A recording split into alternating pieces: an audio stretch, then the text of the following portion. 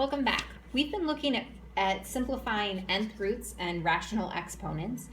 And now we're going to talk about something that we've kind of been using, but we haven't actually put words to or specified, and that's the idea of principal roots. When we've been looking at nth roots, we've been taking this idea that the nth root of a is equal to some number. That's the same question as what raised to the nth root is equal to a. So that's the real question that we are asking, is what raised to the n is equal to a. And looking at this question in this way brings us to this. If we've got two numbers like 2 and -2 and we raise them to exponents, so 2 and -2 are the same number with opposite signs. If I take 2 and raise it to the first power, I get 2. -2 to the raised to the first power is -2. You'll notice that these have the same magnitude and opposite signs. Then when I get down to 2 squared, I get 4, and -2 squared is also 4. So now I have two numbers with the same magnitude and the same sign. And when I get to 2 cubed and -2 cubed, same number, opposite sign. 2 to the 4th, same number, same sign. 2 to the 5th, 2 to the 6th, continue as expected. If we take a look at this idea that if we have an odd exponent, we have the same number, opposite sign, even exponent, we have the same number, same sign, we run into some difficulties with this definition of rational, or of nth roots. So if we take a look at this situation, the cube root of 8. So this is asking the question, what cubed is equal to 8? So what cubed is equal to 8? Well, looking at this, I know, and also just based on what I know, 2 times 2 times 2 is equal to 8. So 2 cubed is equal to 8. The cube root of 8 is 2. I only have one answer here. That's awesome. When I look at the cube root of -8, the same thing happens. What cubed is equal to -8? Well, just -2 times -2 times -2, or -2 cubed, in parentheses. So the cube root of -8 is -2. So if I have a cube root, or actually any odd root, the sign of my answer is going to be the same as the sign of what's inside my radical. So I had a positive 8 inside the radical for a cubed, I get a positive outside. Negative inside is going to give me a positive outside. But now let's look at the square root of 4 and how we might address the square root of 4 based on this. So based on this definition, we're saying what squared is equal to 4? And what ends up being difficult is I see 4 twice on here. 4 appears as 2 squared, and 4 appears as -2 squared. So there's really two possible answers. But what's an issue, or what we need to consider, is that when I use the square root of 4, I want it to represent one number.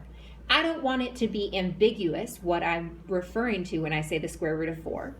I want just one answer. So this is when we define principal root. So principal root is the main root, or the root that we are going to use in a problem. So what we do is we say that the square root of 4 is +2. This is the principal root.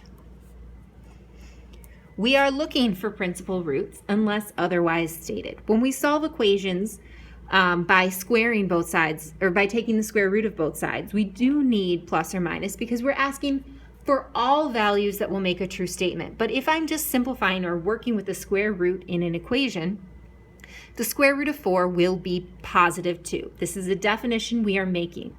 Although -2 squared is also +2, we are going to take the square root of 4 to be +2 because it's the principal root. The same thing comes into play when I look at something like this, the 4th root of 16. This is saying what raised to the 4th is 16. And if I look on here, I can see that 2 to the 4th is 16 and -2 to the 4th is 16. Both of these values have 16 when you raise 2 and -2 to the 4th. we again want the principal root, which will be the positive root. So the positive root will be the principal root. Okay? So the positive root is the principal root. So it's really easy if I'm dealing with numbers to ensure that I have the positive root, that I'm dealing with the principal. If I want the fourth root of 16, that's really easy. If I want the sixth root of 64, I'm going to say that's 2. If I want the negative sixth root of 64, that would be negative 2. But we need that negative out front. So what if I'm looking at the fourth root of x to the fourth?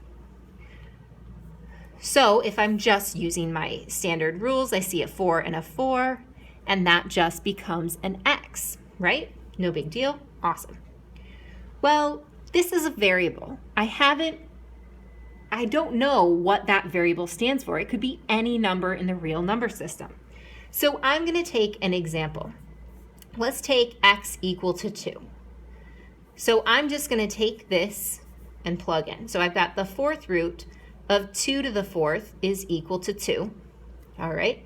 The fourth root of 16 is equal to 2. 2 is equal to 2. That works. That was perfect. All right. Let's take another example. Let's take x is equal to negative 2. So now I'm looking at the fourth root of negative 2 to the fourth is equal to negative 2. The fourth root of negative 2 to the fourth I know is positive 16.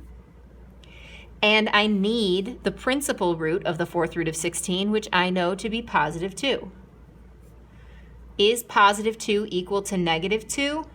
No.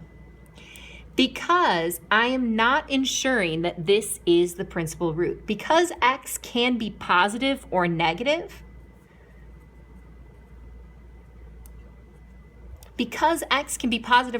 I have not ensured that this is the principal root.